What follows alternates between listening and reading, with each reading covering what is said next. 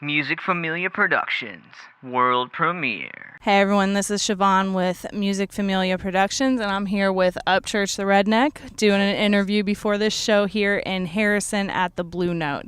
How you doing tonight? I'm doing wonderful. It's a little chilly out, so you got your jacket on. I know, right? Just wait 5 minutes, it'll change. I don't know how Machine Gun Kelly runs around with a cutoff shirt on all the time. Agreed. So you got a new album. Why don't you tell us a little bit about that? The new album that just came out or the one that's about to come out? The one that's about to come out. It's way higher in production than anyone's ever seen me do music.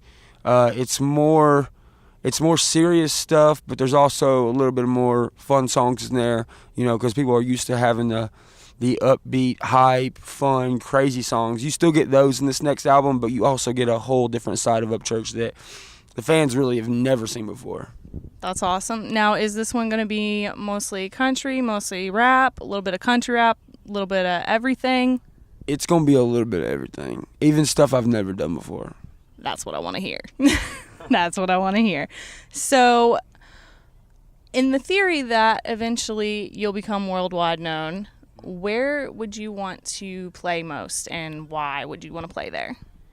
Tennessee, because I love Tennessee. I was raised in Tennessee. Tennessee made me the artist that, I am today. As you can tell in most of my lyrics, it's more southern style stuff. I talk about stuff generally that's personal to me that, I've grown up either doing or stuff that's happened to me or situations or whatever that may be, and it was all grown in Tennessee. Now, just because I would like to do that'd be my favorite place to do it, doesn't mean it'll be the only place, but most definitely my favorite.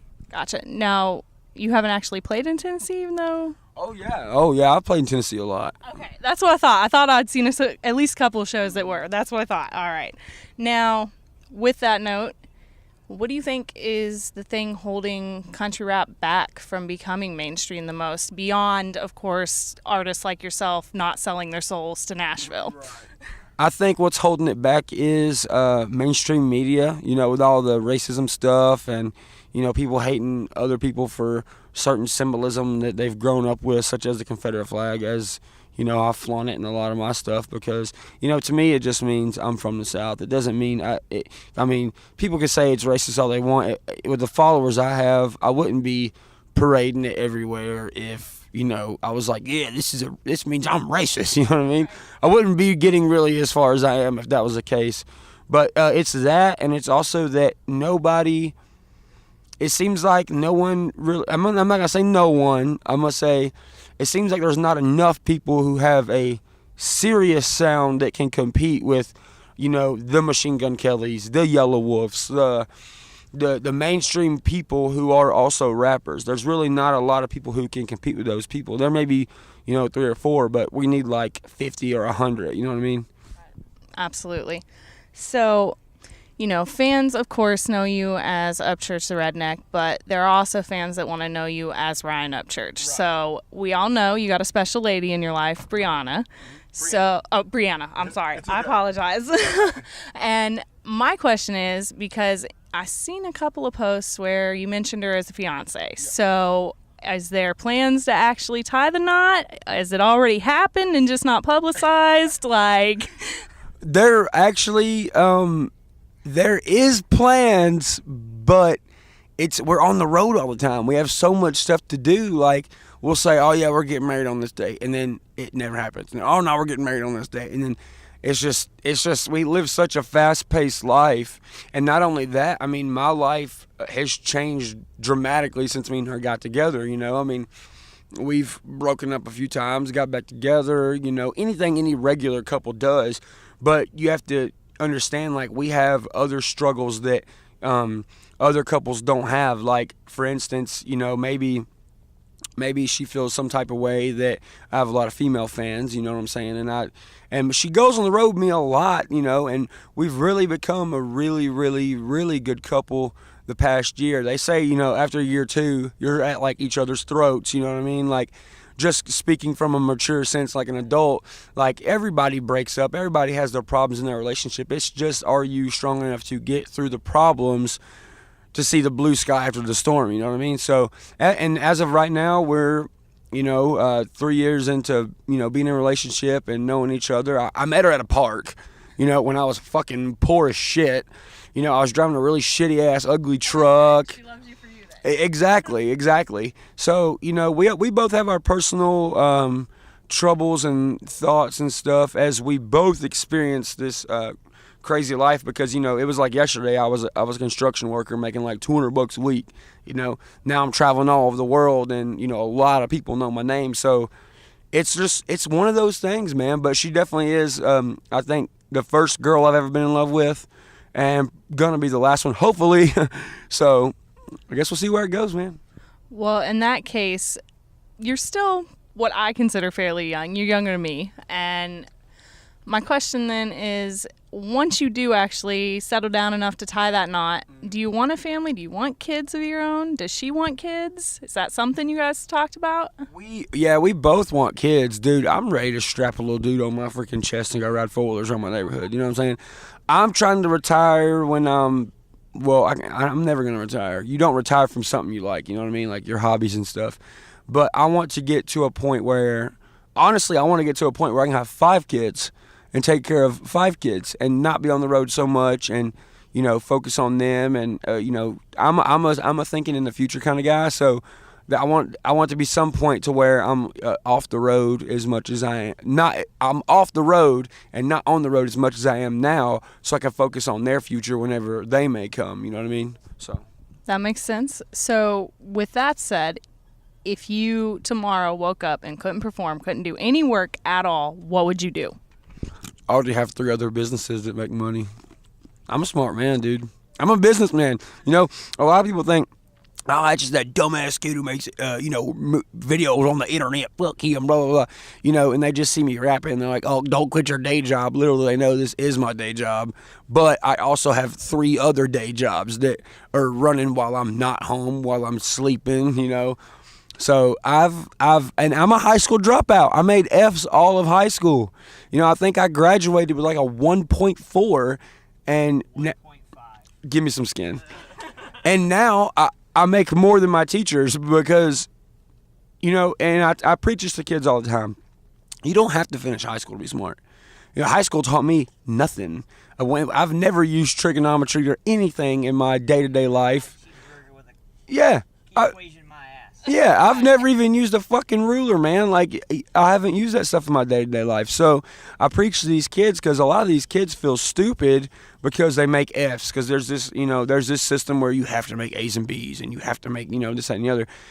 Dude, you can make F's and be a fucking millionaire. It doesn't matter. School doesn't matter. I mean, I'm not going to tell you, let me take those words back. I'm not going to sit here and tell you, like, school doesn't matter. Fuck school. School's good, It's a good thing to do. And, if you can do good at school, do good at school. But just because someone doesn't do good at school doesn't mean they're not going to be a successful person. I can definitely agree with that. I'm not a particular fan of school. I didn't finish college for that reason. I had enough, and so I feel you on that. I feel you. But I'm doing all right. Yeah, so, exactly. So if someone, now we know that you're a car fan and you like your dirt bikes and all that, which I can dig, but what I want to know, if someone walked up to you tomorrow, handed you the keys and title to a car, your dream car, what would it be? Exactly how you want everything. Exactly what my dream car is, and I will tell you, and mark my words on this interview, I'm going to have this car in 3 months.